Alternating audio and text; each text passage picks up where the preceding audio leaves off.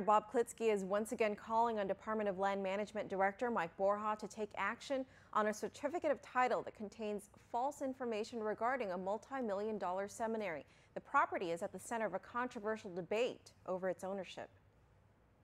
It has been nearly 2 months since former Senator Bob Klitzkie has heard back from Department of Land Management Director Mike Borja regarding a contentious certificate of title the Archdiocese of Agana claims to prove once and for all that they are the true owners of the Redemptoris Mater Seminary in Jonia. Well, the message was it's time to move on this thing, because on January 20, Mike Borja, or thereabouts, told me that he had met with the Attorney General, his counsel, Kristen Finney, and they agreed that the memorials had to be corrected, that he would be filing a petition. The seminary is at the heart of a controversial dispute over its ownership. The concerned Catholics of Guam and many other Catholics have accused Archbishop Anthony Apuron of essentially giving the multi-million-dollar property away to a third party associated with a neo-catechumenal sect through a deed restriction. The Archdiocese maintains that the deed restriction does not give up the ownership of the Redemptoris Mater Seminary, and to substantiate this, the Archdiocese published in its own newspaper, the Umatunasidzuos, on November 29th, a copy of the certificate of title. The problem, as Klitzkie has pointed out, the certificate of title was missing the record of the deed restriction. Klitzkie says he spoke with Borja to point out the error, and Borja agreed that a petition needed to be filed to make the correction.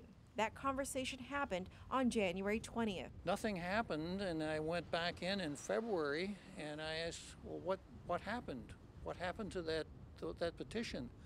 His counsel, Kristen Finney, said, well, I can't file it because I've got to sit down with counsel for the Archdiocese, Jackie Terlahi. The Archdiocese, there are no equities working for the Archdiocese. They don't come before the director with clean hands. What is your involvement, or why are you involved in all this?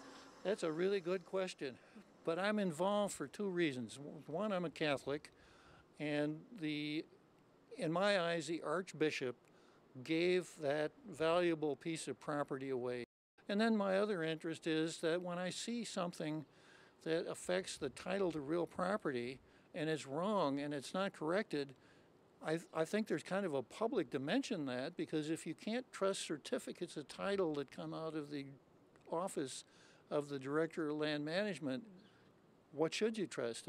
And the only way to restore that trust is for the Director of Land Management to do his job.